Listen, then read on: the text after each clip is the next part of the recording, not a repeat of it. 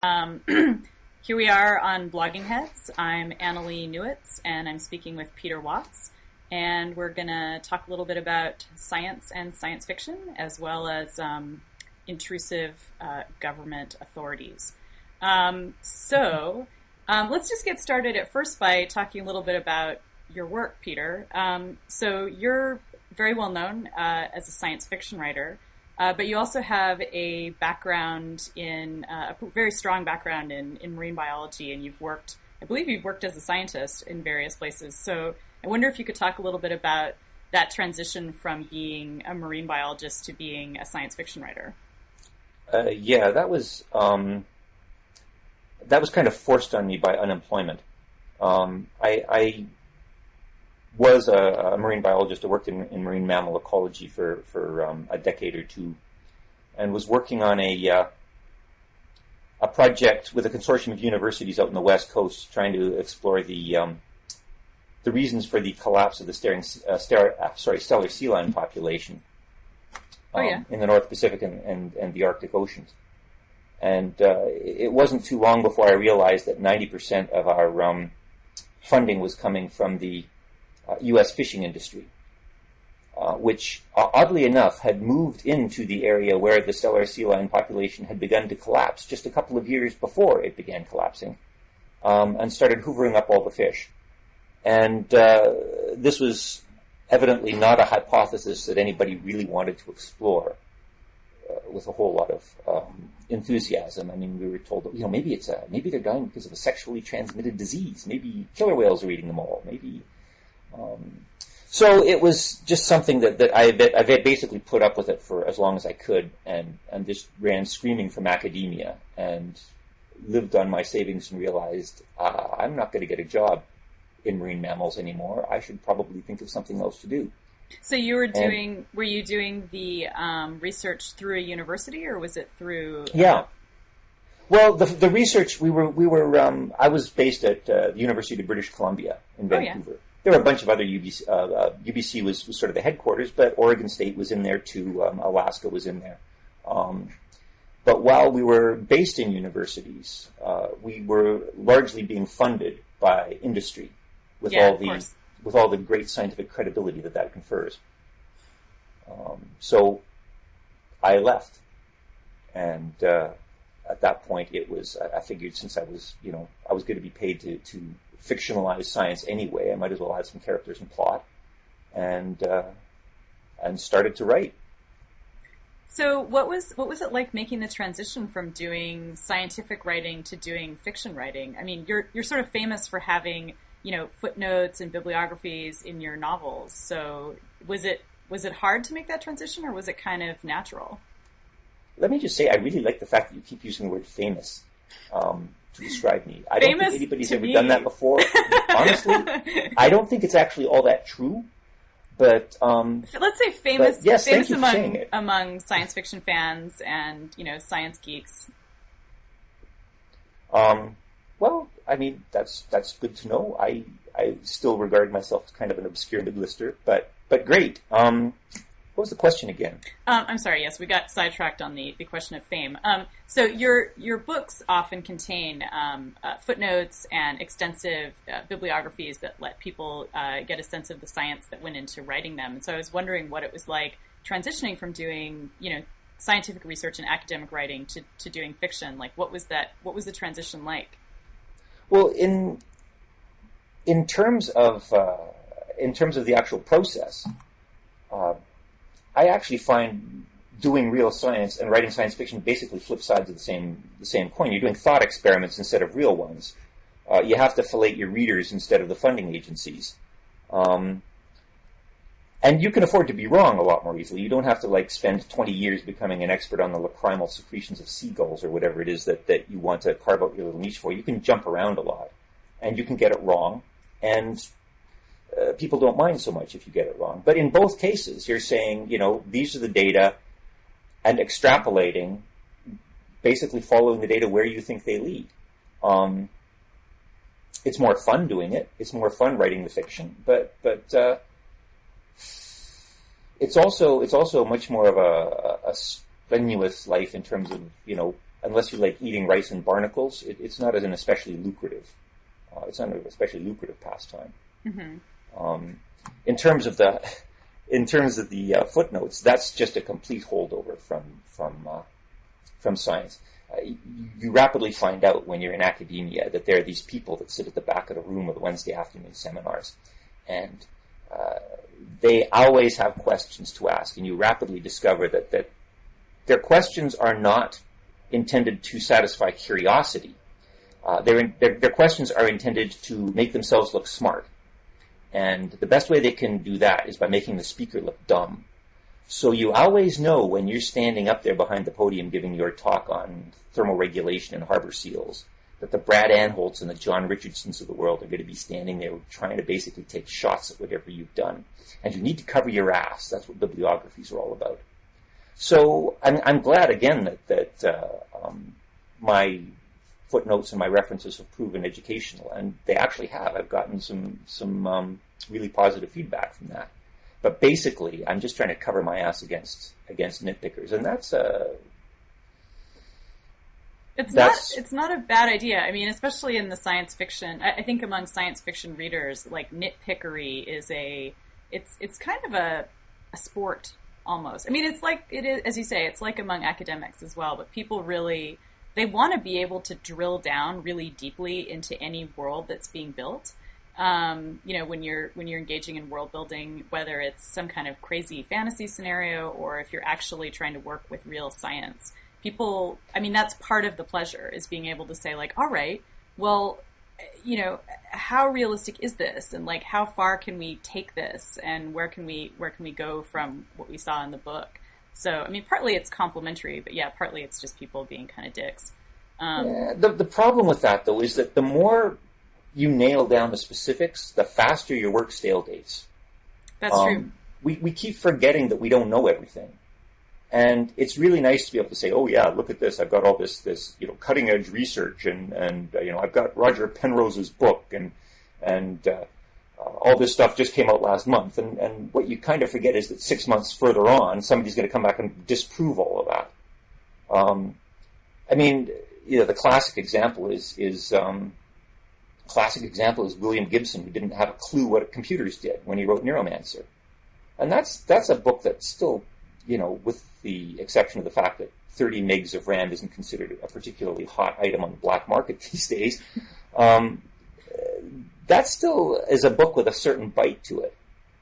Whereas you look at someone like Osei Werner Vinge and his Zones of Thought books, Fire Upon the Deep. Uh-huh.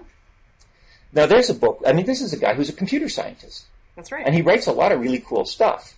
But when it actually comes down to exploring future telecommunications network, basically he couldn't come up with anything more sophisticated than Usenet with some of the headers changed. Robert Forward, is that the name? Robert Forward, the guy who did the Chila? Life on the Neutron Star books? Mm-hmm. Another classic case. He was showing computer interfaces circa 2050 that still spoke in all caps. They were basically glorified teletypes. Whereas, 10 years even before that, Samuel Delaney had neural people piloting starships by plugging into neural sockets in the base of their spinal cords. Which of those two writers is more expert scientifically, and which of them was more prescient? Mm-hmm. Although I have to take issue a little bit with the Werner Vinge comment, because I think you're right. He definitely has Usenet in his novels, and he talks a lot about Unix and characters exploit vulnerabilities in Unix and things like that. But I think, I guess it's what you're really getting at is a question around how granular you want to get with your science, because the more granular you get, the more you do risk having people like you read the book and say like, oh my God, this is Usenet. This is like clearly written in the 1990s or the late 80s or whatever. But I do think that because of the fact that science fiction is always really about the present anyway, that there is that margin of error where you're allowed a little bit to sort of take the technology of your era, try to extrapolate, well, what would it be like if we had aliens on Usenet that were writing from all the way across the galaxy, and we're just completely perplexed by the idea of anyone who had symmetrical body types or wasn't silicon based or whatever, and starting like a flame war about that. And I think it can kind of work, with someone like Vinji, just because at least in those books, his imagination is exciting enough that you kind of are willing to ignore the headers being changed. I mean, Ian M. Banks does the same thing with his ships. They all kind of communicate with headers, and you sort of are reading packets in the book, but it still works kind of. Okay, I will give you that point. If you let me pick another point. Pick another bone with you in something that you just said, which was that science fiction is really generally about today. Oh, yeah. And I know what you're saying, and I think it's often true, but I don't think that it's a definitive characteristic of science fiction. I mean... Sure.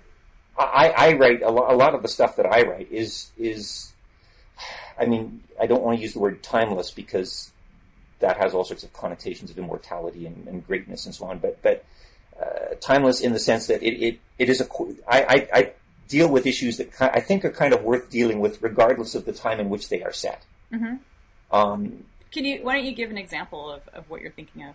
Well, I mean, this isn't even something that necessarily is limited to science fiction, but what is a human being? Mm-hmm. Dick did that with Do Androids Dream of Electric Sheep? And came to the conclusion that the thing that defined a human being as opposed to a replicant was a sense of empathy. Mm-hmm. I actually disagree with that, but I thought it was a really cool idea. But he found his inspiration in reading the diaries of commandants from concentration camps from World War II. He used science fiction to explore that idea, but he wasn't writing about World War II, and he wasn't writing about the future. He was writing about what it is to be a human being. And I think that's a lot of what I'm trying to do as well. It's not about today. I guess it's about us. I guess what I'm saying is science fiction writers are probably a lot more egotistical than you're giving us credit for. So when you say that you're not really writing about the present or the future, you're writing about sort of enduring questions about humanity. I mean, one of the ongoing preoccupations in your work has to do with what some people would call post-humans or augmented humans, or people whose genome has been messed with or whose bodies have been modified with technology or medical intervention. So do you see that as being a way of thinking about the future or thinking about how humans might evolve? Or do you think that just provides you with a really interesting thought experiment for just talking about sort of enduring questions about what makes people human over thousands of years? I don't know. I think it's hard. It's easy to get tangled up in this because what we are obviously changes. We're products of evolution. Right. We are not post-humans compared to early Cro-Magnon. I mean, we're pretty much biologically compatible with that. There have been a lot of changes.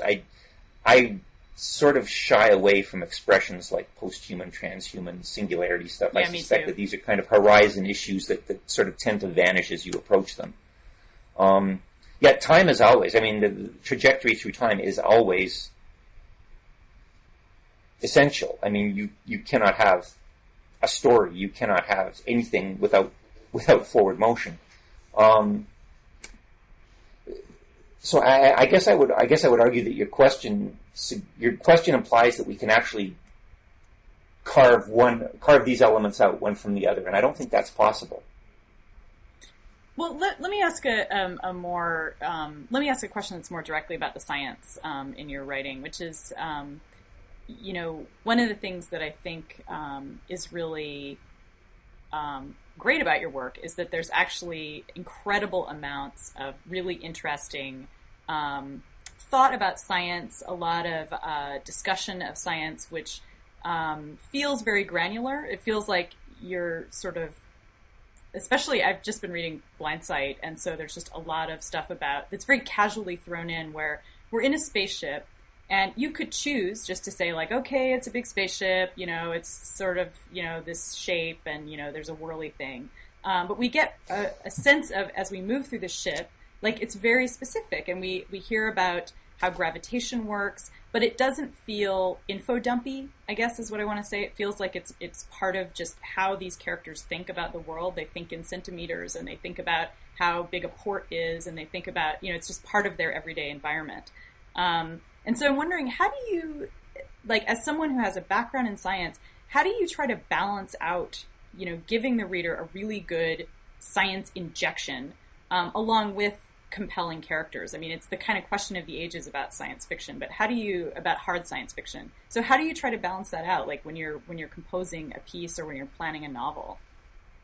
Okay, well, first off, very kind of you to say that my books don't sound info-dumpy. I could introduce you to a few Amazon reviewers who might disagree with that. Well, I guess info dumps are in the eye of the beholder a little bit. Yeah. One of the things that I do that I think some people don't quite give me credit for is I throw in stuff that's not exactly technobabble in the Star Trekian sense, in that it actually makes sense, but it's not essential to the plot. Somebody might mention a Parker spiral, or somebody might give you a field strength readings in Tesla. Mm-hmm. And I have read some people sort of throw up their hands and say, we're supposed to have a PhD in physics to read this stuff. And no, that's any more than you have to know how to tie a sheep shank in order to be able to appreciate Master and Commander. This is just how these people talk. Right. And I try to go out of my way to make sure that the fundamental plot points, that the themes that I'm exploring, that all these things are explained, that you don't need to know. You don't need to have any kind of postgraduate degree in order to be able to actually understand the stuff that I write. The other stuff I throw in for color. I believe it hangs together. It's legitimate terminology. But call it color. Call it the little flashing lights, over Kirk's shoulder on the bridge of the Enterprise. Who really cares what they do other than provide ambience? You're not really missing the meat of the story. It's the blinking trapezoid. Yeah. So, do you feel like, as a writer, that you're trying to educate people about science, or is it more that you're trying to tell a good story that's set within a very scientific worldview? Or do you not think of it in those terms? For example, Blindsight, since that's what we seem to be talking about. This was not me coming up and saying, coming down from the mountaintop and saying, hey guys, I figured it out. This was me throwing in the towel. So I would really shy away from any suggestion that I'm trying to educate anybody. What I'm trying to do is work this stuff out for myself. There's a lot of shit that I don't understand, and I like playing around with it by playing these thought experiments. And I fictionalize them. And what happened with Blindsight was that I had been playing around with, trying to figure out what adaptive purpose consciousness would serve for like 10, 15 years on and off. It wasn't an obsession of mine. But I would think about it, I would read with an eye to it, and every time I would come up with something consciousness might work towards, I would ask myself the question, okay, can you imagine a non-conscious biological agent that could do the same thing? And I kept saying yes. I couldn't find anything that consciousness was absolutely essential for. And so basically I threw in the towel with Blindsight. Mm-hmm. I finally realized, you don't have to wait for 10 or 20 years until you have an answer. Not having an answer is actually a much scarier dramatic punchline than actually coming up with something that says, oh yes, we were made in the image of God and we have a soul and this is how it all works. Mm-hmm.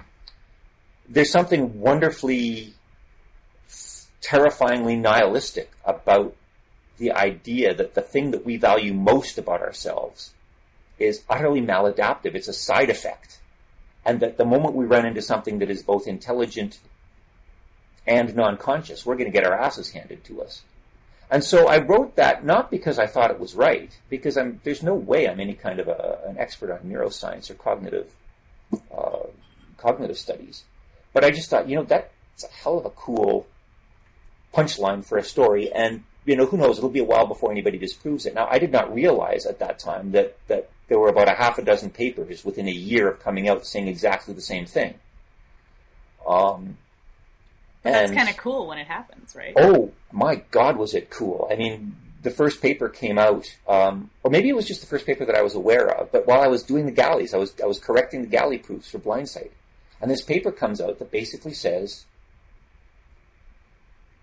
consciousness is a side effect. It has no adaptive purpose whatsoever.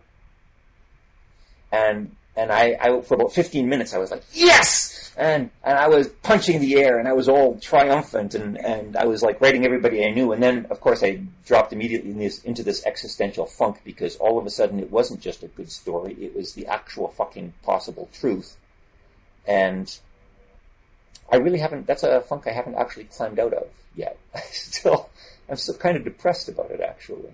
Because humans are no longer cool and special and stuff. Oh no, I think. Well, of course we're cool. We're not necessarily special. That's true. I shouldn't confuse specialness. It is not so much that I want to devalue other life or devalue human beings as I want to elevate other life. I mean, it's hard to look at, for example, cats, and look at their behavior, and not come to the conclusion that there is some kind of conscious agent in there with its own furry little agenda that really doesn't care whether you live or die as long as the cans get opened. Mm-hmm. I think they'd miss us a little bit, the warm, mammal bonding thing. Yeah. A little bit, But again, those are things that those didn't evolve independently in all these different species. There was a common ancestor that had the rudiments of this that split off into a bunch of different branches. That's right. So if you can see a behavioral trait that a whole bunch of species has, chances are that's a pretty old trait. It goes back a ways. The only other alternative is that trait evolved independently among a whole bunch of different lineages. So I tend to look at things like that whole stigmatactic cuddling response and certain types of reproductive behavior, certain types of mating things, altruistic behavior, morality and ethics and so on, which you find in a wide variety of species now, mathematics. And we didn't come up with these. We perhaps refined them, but the rudiments were there a few million years ago. And I think that's very cool. The more, I totally disagree with the whole unweaving the rainbow types who claim that by putting everything under a microscope we lose the majesty and the mystery. I find it infinitely more miraculous that we can understand relatively simple rules that give rise to this incredible infinite complexity. I find that far more marvelous than the idea that there's some kind of intractable, superhuman logic that we will never be able to grasp, and that everything essentially comes down to magic. Oh yeah, I agree. I think it's just way more, it's way more exciting to believe that there's actually some kind of discoverable connection between all these different life forms and a discoverable set of rules that govern our brains, for example, govern the way we think. I mean, that just makes it, I think, more cooler, to use the extremely broad term. So I wanted to ask you, before we move on to talking about your recent trial, I wanted to ask you if there's any scientific news or discovery that you're thinking about right now and that's getting you excited about thought experiments, and if there's any, ideas percolating based on stuff that you've read in scientific journals or scientific... Well, for reasons that will shortly become obvious to blogging head viewers if they haven't already heard, I haven't actually been keeping up on the scientific literature much for the past few months. But one of the things that I am kicking around in terms of essentially a sidequel to Blindsight that I'm writing now is essentially the use of religious rapture as a means of generating scientific insight. I'm generally pretty intolerant of religious faiths of any sort. I don't think that they have much functional utility. I think they're a kick-ass form of social engineering. Yeah. And it's really great. They're really effective at letting people in funny hats bugger altar boys and largely get away with it. But in terms of explanatory utility, invoking a supernatural entity doesn't tell us anything. And it, in fact, introduces enormous complexity into whatever theories we're trying to use to explain the universe. And as a result of that, I have a sort of a basic empiricist's hostility to most aspects of religion. And so to try and challenge myself, I'm basically postulating something that I call a sort of a bicameral Janist hybrid 21st century form of religion that utilizes speaking in tongues to generate legitimate scientific insights. And this actually arises from a paper I read a while back, essentially on hemispheric specialization in the brains. One of you, I forget whether it's the left or the right, and this is way beyond the standard left brain, right brain bullshit that we kept hearing about back in the 60s. Yeah. But there is in fact specialization between the hemispheres. One of the hemispheres, and we're talking neocortical stuff here, prefrontal cortex, tends to simply deal with the facts. The other half tends to look for patterns.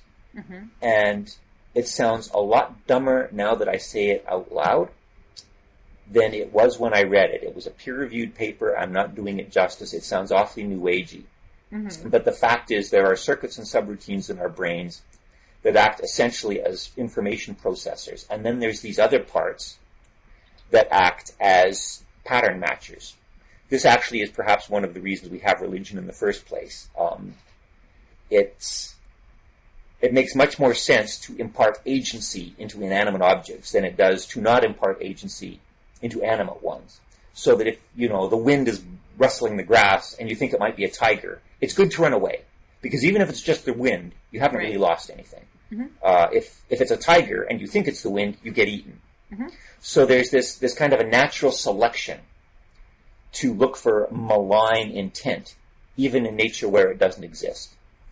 And a number of people have suggested that it's that ability to see as literally faces in the clouds that bootstrapped a kind of religious, the religious impulse. Mm-hmm. And there's also some pretty good sociological longitudinal studies that show that religious societies tend to outlast secular ones, and that fundamentalist religious ones that have really, really nasty and repressive rules tend to outlast more liberal religious communities. Huh. So I wanted to put this all together and say, okay, supposing the pattern matching parts of the brain that essentially tap into the religious surface are now capable of, we've done empiricism, we've done Newtonian physics. Right now we're sort of dealing with quantum stuff.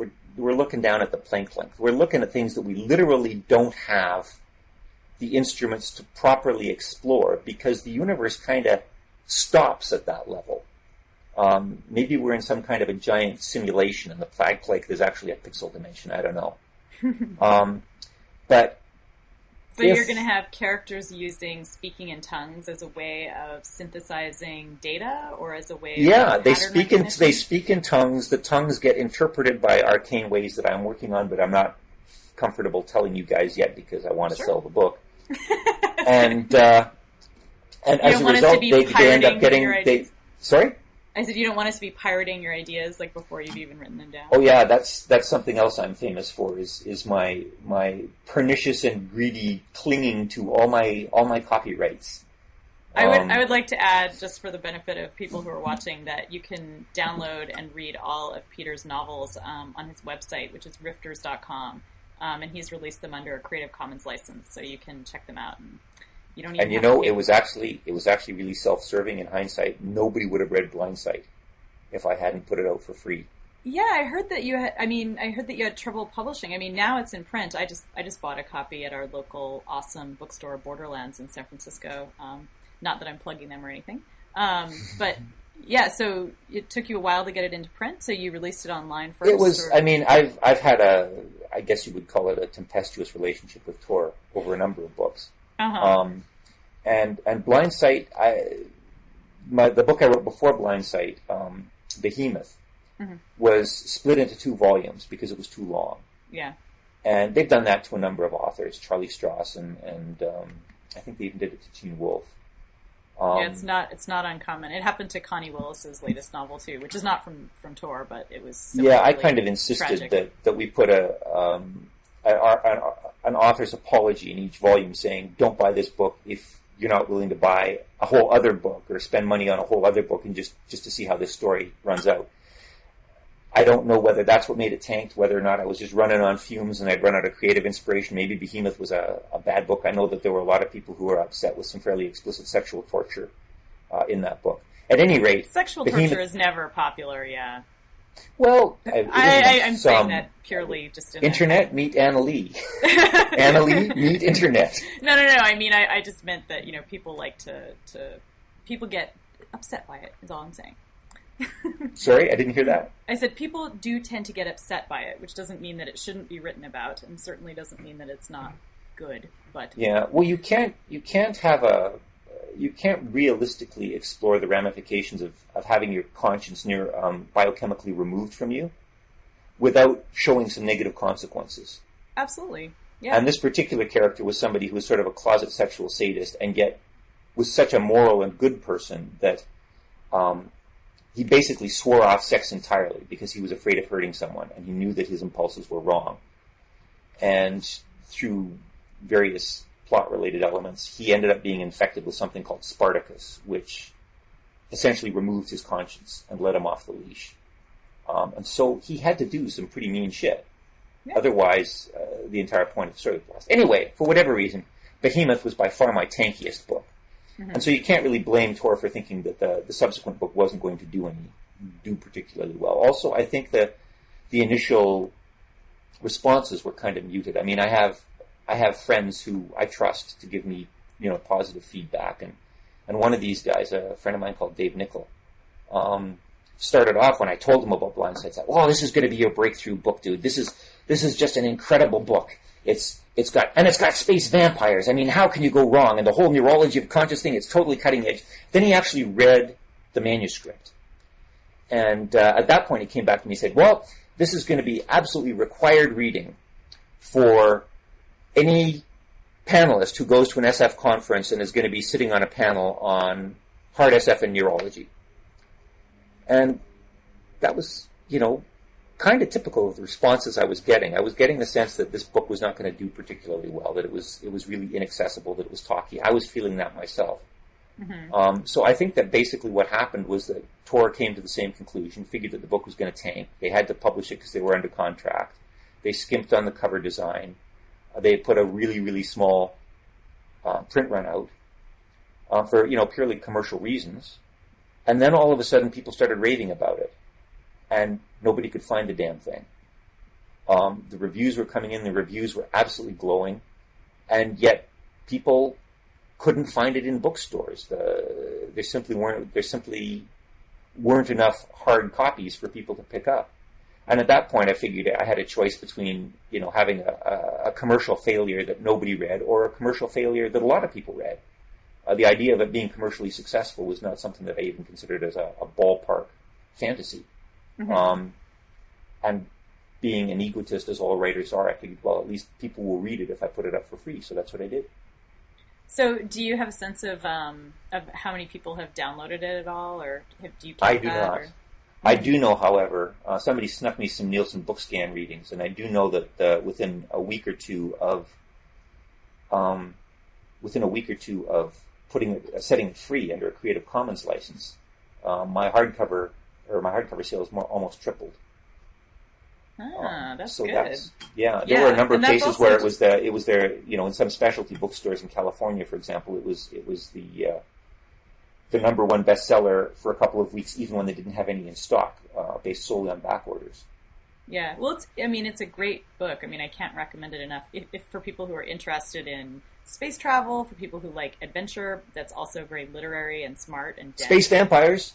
And space vampires. That's what I'm saying. It's space vampires, but it's also a lot more than that. I mean, it really is about different ways in which consciousness is mutated as technology becomes more advanced. And so we have characters who are kind of struggling with all different kinds of weird things that have happened to their consciousness, or not being conscious at all, as we were talking about earlier. So, yeah, it's... Oh, I just showed this.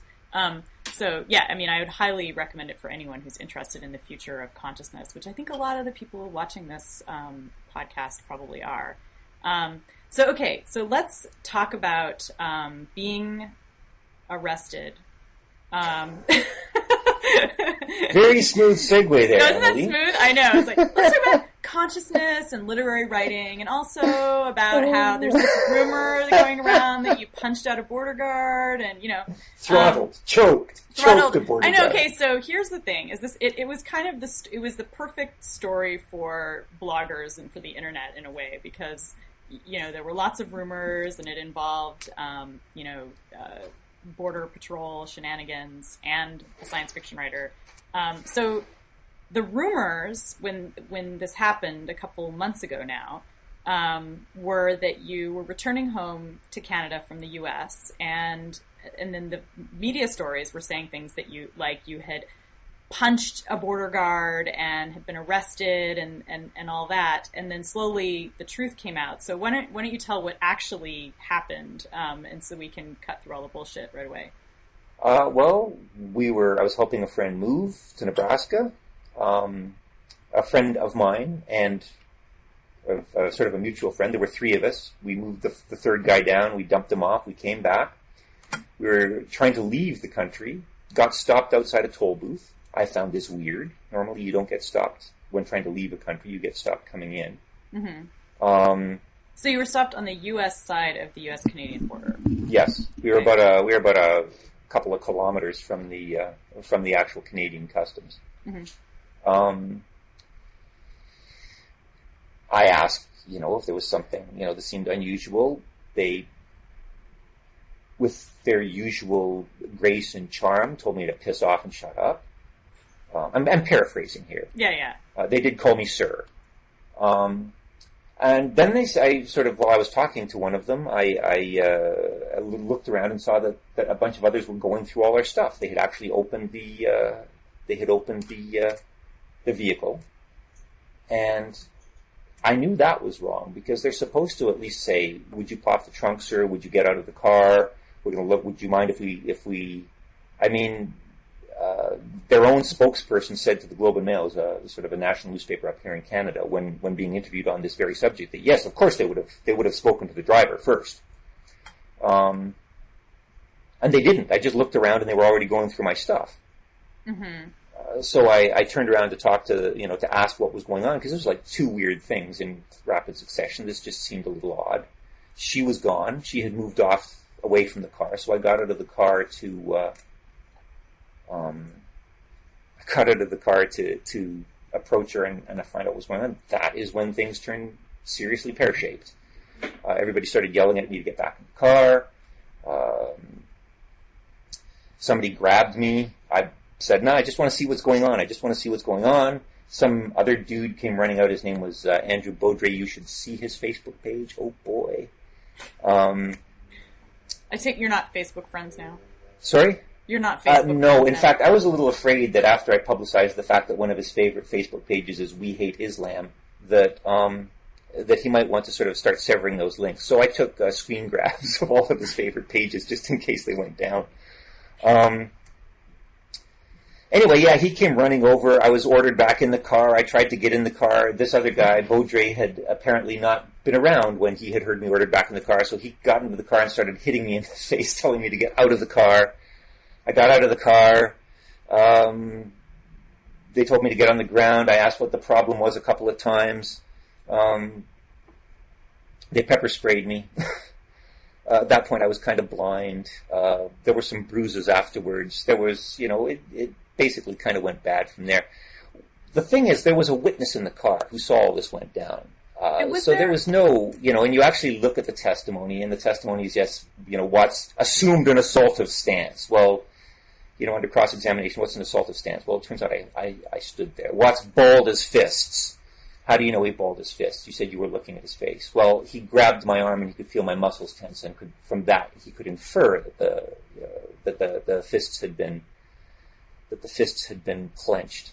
So was any of this captured on surveillance footage or This was not an official custom stop, remember. Oh, this was a toll booth. So they had footage, but it was not full motion. It was grainy. Basically it was good for establishing a timeline.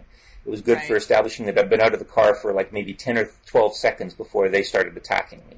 Mm-hmm. But really all you saw was the car stop. You saw little pixels where my head got up on the far side of the car. You saw little pixels where my head got down. You saw the army ants swarming towards it. You didn't see anything inside the car. Fortunately, I had a witness inside the car. And so the odd thing is, I was found guilty anyway. I mean, the jury apparently immediately and unanimously disregarded everything that the guards said. They couldn't get their story straight. I mean, Baudry said that he came running over because he saw that Barents had her handcuffs out. Barents testified under oath that she'd never got around to trying to handcuff me. There were just all sorts of contradictions like this. So but it turns out... so you were brought up on felony assault charges, or what was the exact charge? Well, this is the weird thing, and it's actually kind of it was a cool education. The statute that I was charged with includes obstructing, resisting, impeding, assaulting, so aggravating, contradicting, looking sideways towards. I mean, who knows? I mean, there's basically this whole shitload of offenses, and they're all the same bloody statute. So if you ask impertinent questions like, what's the problem? You can be charged under exactly the same statute as attacking someone with a chainsaw. Right. Because this Michigan statute defines it all as assault. Right. So, and I think that's part of the origin of the confusion over what happened, too, is people heard that you'd been brought up on charges under this statute that included assault. And so everybody was like, oh, he must have, punched a car. And Baudry claims that I choked him, which the witness in the car totally put the lie to. But so even the prosecution gave up on all that stuff. Mm-hmm. The prosecution sort of during her closing statements basically said, if you want to put this down to the only person I had been charged with assaulting or obstructing was Baudry. Mm-hmm. And she said, if you want to come down to that, she said it was obstruction the moment they told him to get on the ground, and he just stood there. And he says he didn't have time because he'd just been hit in the face. But think of this. He closed his eyes. He had time to close his eyes before the pepper spray hit. And so the jury basically had, despite the fact that Baudry had claimed that my eyes stayed open when the pepper spray hit, I don't know where he got that from, actually. But and on the basis of that, and I've spoken to a couple of the jurors since, that was essentially what they had to convict me on. There was no assault. Mm-hmm. There was the fact that I didn't get on the ground fast enough, and that made me technically guilty under the statute. And there's been a couple of jurors have commented on my blog. One of them has gone around to the Times-Herald, which is the local paper that covered it, and has been trying to essentially set the story straight, and they've just been shitting on her. They've been blowing her off. And I think it's kind of a shame because she's being shat on by the trolls who think that I should be sent away forever, and anybody who questions anything in a badge basically deserves to be ass raped in jail. But she's also being shat on by, supporters of me who are posting on Boing Boing and Making Light and so on, who say the jury should have, they should have nullified the verdict, or the jury should have hung itself. They should have practiced jury nullification. They should have voted their conscience. And the fact is, this woman does not think that I am innocent. She thinks that I'm guilty. It's just that the thing I am guilty of is not getting on the ground fast enough. That's against the law. What I did was neither unreasonable nor wrong. It was just illegal. Yeah, technically it was illegal. And so therefore, that is what a jury has to do, is convict based on the facts. This is their understanding. Apparently, they none of them knew what jury nullification was, and I still don't know. I've heard so many conflicting stories about jury nullification that I don't know whether it's an urban legend or whether it's just something that should get used a lot more. Mm-hmm. But that's all in the past now. Right now, all I'm doing is waiting for sentencing. So when is your sentencing coming up? I do not know. The official date is the 26th. But it can be postponed. That's not going to happen because my lawyer has another trial. He's got a murder trial that week. Mm-hmm. And he stated that right at the time the date was passed, but for whatever reason the judge decided they would leave that date and that they would reschedule it if in fact this murder trial went ahead, which obviously it will. So at some point they will reschedule the sentencing. So what is your possible sentence? What would happen? It goes, there's no minimum. It goes everywhere from I suppose, getting a Cadbury Easter cream egg and being sent on my way, all the way up to 2 or 3 years in prison and a $5,000 fine. Mm-hmm. There's the prosecution was trying to have me labeled a repeat offender based on the claim that I'm a convicted felon here in Canada, which I am not. That's bullshit. 19 years ago, I was stopped by a cop while riding a bicycle and did not know whether or not I was obligated to provide identification since, of course, I was riding a bicycle, not a motor vehicle. Right. And wanted to know what my rights and obligations were and got arrested for obstructing justice. So you're a chronic obstructor. I am a chronic questioner of police when it comes to my legal rights and obligations. Yeah. But anyway, that was such a dick-ass thing that they basically said, make a contribution to the Salvation Army and we'll give you a conditional discharge and that's fine. And they destroyed the records. But thanks to deep integration, you guys had a record of it. And so now they're calling me a convicted felon in Canada. And certainly it is a pattern. I mean, at this rate, that first offense was in 1991. This was in, 2009? At this rate, I might actually ask a policeman about my rights and obligations as early as, I say, 2030, possibly. It's true, yeah. It's coming right up. So I think, as long as we keep you in prison, then we'll be safe. Perhaps the right thing to do would be to delay the sentence until 2029. Then stick me in jail for that 3 years, that 3-year period where, extrapolating the data forward, I could be expected to ask someone a question. Right. Yeah. No, really, it's hard to argue with that kind of logic. So, yeah, arguing is, as I understand it, is based on reason. And I don't see a lot of reason in here. I see a lot of brainstem responses. So what's your status in relation to the States? Are you allowed to come back down here at all, or are you now prevented from entering the country? I imagine that if I end up doing jail time, I will be allowed to come down to serve the term. Yeah, I meant beyond that point, though. I'm pretty much screwed if I want to enter the States. Mm-hmm. I have no idea whether it's going to be a lifetime ban or a 5-year ban. In one way, it's a shame because I know and love so many really cool Americans that I'm going to miss them. On the other hand, there's this weird moat of complete assholes that seems to separate them from us.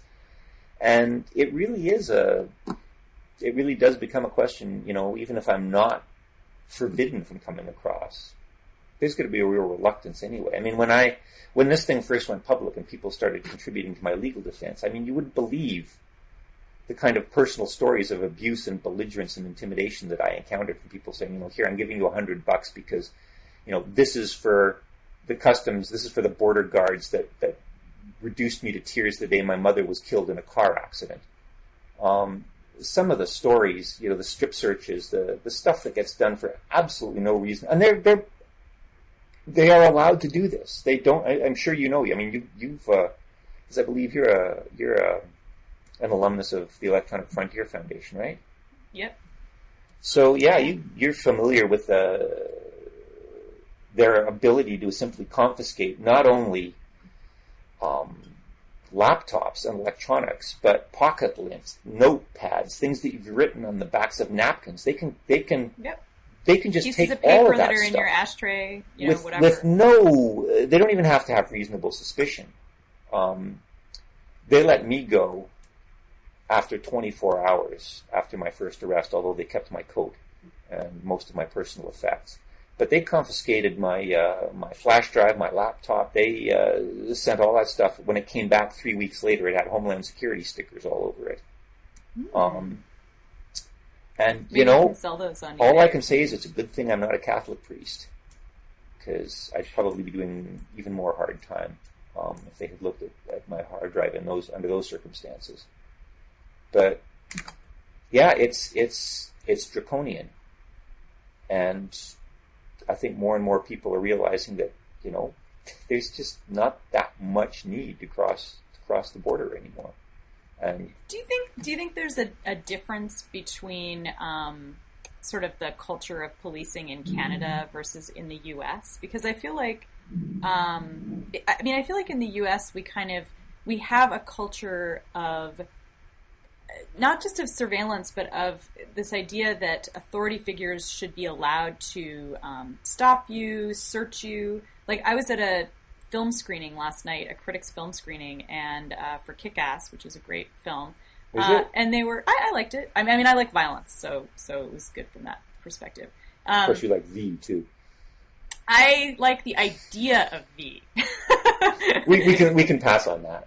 Yeah, I like the idea of V, but I actually liked the practice of Kick-Ass. But anyway, I was going into the theater, and every single person who was going in, because they also had some, people who'd won a contest that were coming in, they were asking us to open our bags, and if they found a cell phone, they were confiscating the cell phone and putting it in a little bag in a box that people had to claim later. And so they made me open, like they were trying to make me open every pocket in my bag and like look through my tampons, and like it was insane. And they that strikes me as unreasonable search and seizure. No, and these weren't even cops, right? These were just security guys trying to protect the movie. Right, and at a certain point they were like, okay, well, we want you to open this part. And I was like, this is my wallet. And I was like, you're going to search my wallet? And at that point I started to get a little bit belligerent, and I was thinking about you, actually, because my girlfriend who was with me was, of course, freaking out that I was, talking back to them and things like that. But I just, they're not allowed to search my wallet. But everybody else was letting them do that, because we live in a culture where we just assume that, anybody asking to see any kind of ID or see into your bag, it's perfectly legitimate if they have a uniform. So anyway, that was a long-winded way of asking, do you think that that's a peculiarly sort of United States feeling, or do you think that that extends up into Canada as well? I do not know. Certainly the public media would have you believe that. I know a lot of Americans who get the third degree when they come into Canada. It could just be a question of targeting the other. Mm-hmm. That said, it's always been so much easier coming. I mean, I have also heard a lot of anecdotal reports about how much easier it is to come across the Canadian border, how much more polite the Canadian customs people are. At the same time, we have a neocon prime minister who really is more of W's mindset than Obama's. Mm-hmm. So our power structure up here is far more conservative than your current top dog administration would seem to be. Although I wouldn't consider Obama especially liberal. Yeah, and he's not. He's certainly to the left of Stephen Harper. I suspect to a large extent, though, what we have is this massive organism called the United States of America. And the nerve impulses that go from the brain to the periphery travel very slowly. And there are probably some glacial nerve impulses saying, we want to dial some of this stuff back a bit, but they haven't reached the front lines yet. Mm-hmm. And after 9/11, basically the goal was to hire as many people as you could, and you didn't really have the chance to wait until they were properly trained. So basically you have a much higher thug ratio than you used to have. That's possible. And all that stuff is peculiar to the U.S. and didn't happen so much in Canada. We tend to just be sort of the squeaky little collaborators that hide behind your legs and say, "You go, U.S." Yeah, I mean, we're happy to turn our people over. Well, at the same time, like making fun of us all the time, because whenever I'm up in Canada visiting family, that's like the pastime is making. Yeah, well, I don't know. I suspect much that deserved. Might be. We do probably have a bit of an inferiority complex. People have accused me when I sort of criticize whatever dumb thing George W. Bush did back in his day. People sort of think that I'm actually defending Canada, that I think Canada's better. And in all honesty, I don't. I like to think that I can ridicule person A without necessarily defending person B, and I think there's a lot of things that suck about Canada too. Canada sucks in so very many ways. I would just like to be on the record to say that.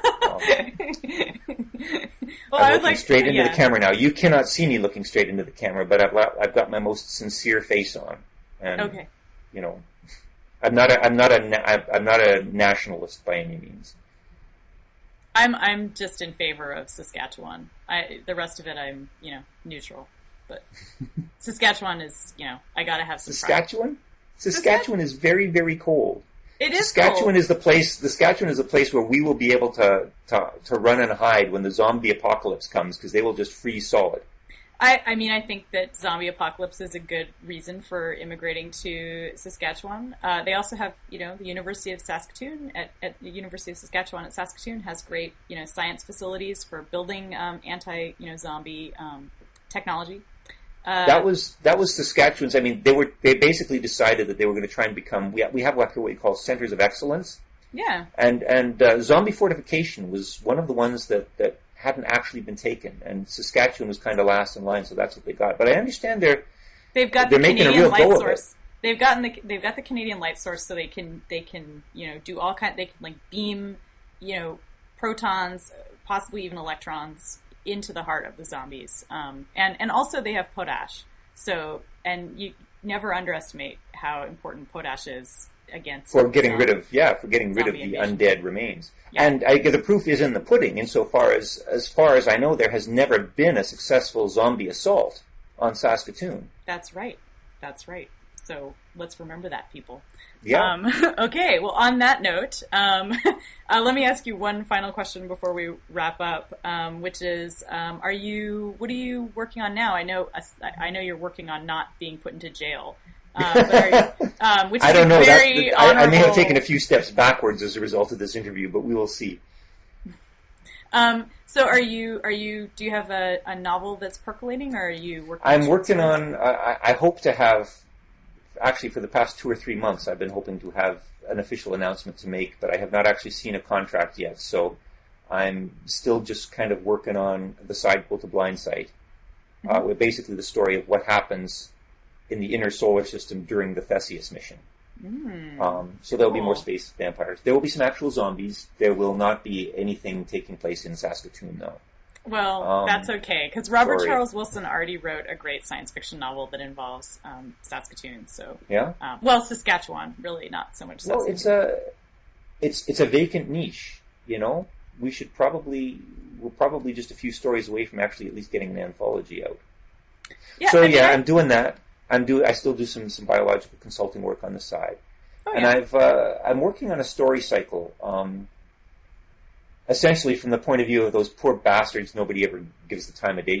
Those Stargate, Frederick Pohl's Hichi novels, all those marvelous, miraculous hyperlight gates that mysterious aliens conveniently leave scattered around the universe and then go conveniently extinct, leaving them for us to sort of hop around.